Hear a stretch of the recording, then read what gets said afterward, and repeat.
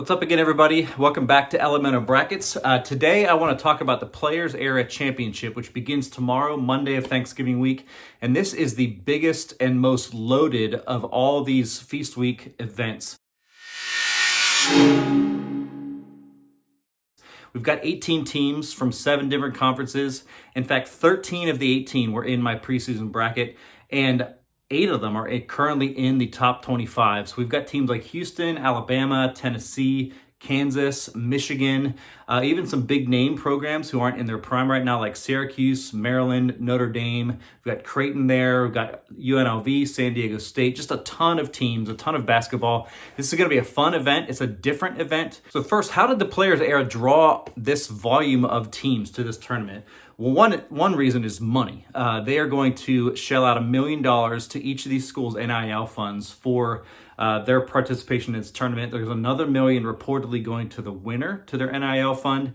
These facts are kind of hard to come by. I've looked on the Players Era website. I've looked around the internet. There's not a ton of information out there, even about the structure of the event. But here's what I understand. Here's what you can be ready for. So how this thing's going to work is there's 18 teams. They're not going to be bracketed right away. They're going to each play a game on Monday and a game on Tuesday. So there's 9 games Monday. They're separated by about 60 to 90-minute intervals. They're playing at 2 arenas in Las Vegas. And then they'll do the same thing Tuesday. And the matchups are pretty favorable given the type of teams that are in this.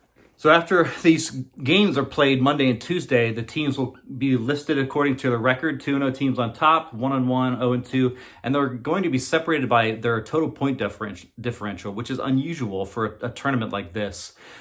Because they're only playing 2 kind of seeding style games, point differential will matter. So I think that's going to favor teams that play at a faster tempo, teams like Alabama, Michigan, St. John's. And so some of the day one matchups, Iowa State, St. John's is an interesting first day matchup. I think Iowa State's defense could slow down St. John's tempo a bit. I think Iowa State will sneak a win out of that one.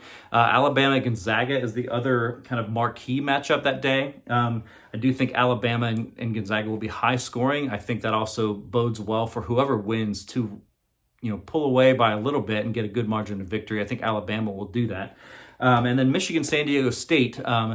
Brian Dutcher, former Michigan assistant, will be playing his former program. I think San Diego State's a little bit down this year. Michigan's obviously one of the favorites in the Big Ten, so I think Michigan will take care of business on that day. Day 2, Tuesday, Iowa State will draw Creighton, so I think Iowa State probably finishes this tournament undefeated if they can get by St. John's. Alabama plays UNLV, so I think they will run it up in that. Michigan, after they're assuming they beat San Diego State, they draw Auburn. I think that'll be another high-scoring game. Auburn's another high-scoring team. And so I think Michigan gets that done. Tennessee-Houston is a marquee matchup on day 2. I think that'll be an interesting game. I think it'll be a close margin of victory there for whoever wins it. I kind of think Tennessee will pull the upset. So I don't think we're going to see Tennessee and Houston make the final. I think the teams that advance to the final, again, they'll be grouped 1 to 18 and separated by point differential. And I assume they're going to not match up conference foes against one another in these 9 consolation/championship games.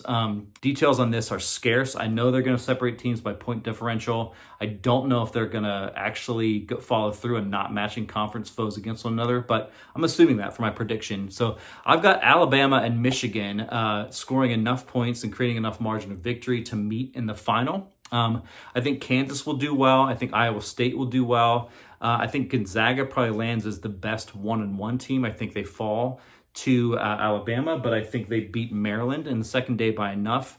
So I think they'll advance to one of the more prominent consolation games. And here's my full list of kind of championship down to the bottom tier consolation games. Again, Alabama, Michigan, I think they're going to meet in the final. Tennessee, Kansas, I believe in the third, fourth place game, I think Tennessee beats Houston. I think they beat Kansas to get third place.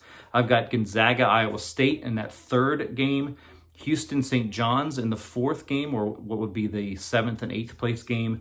Baylor, Oregon, Auburn, Notre Dame, Maryland, Creighton, San Diego State, Rutgers, and then UNLV, Syracuse will be kind of the bottom of the ladder. I do think UNLV will get a chance to kind of get a home court, quote unquote, victory over Syracuse in that, but otherwise they're not going to have much home court for this. So that's why I see the Players Area Championship play out. So I think this is going to be a fun tournament, a fun week of basketball. I think there's plenty of games that are going to be pointed to on Selection Sunday when the committee is seeding the teams. They're going to be looking at, here's a marquee non-conference neutral site win for a lot of these teams. Alabama has played a tough schedule so far, and if they keep stacking wins in these tough games, they're going to build a resume that I think will lift them eventually to a 1 seed. I think they can get some work done here in that regard.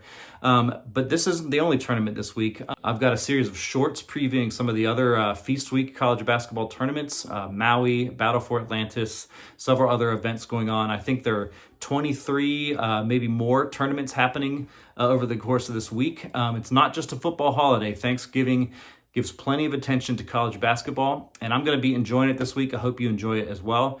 And again, follow the channel and like and subscribe if you want to get in on more of the college basketball action. And you can check the link in the description for ElloMenoBrackets.com to read my full Feast Week preview and my full Players Era Championship preview.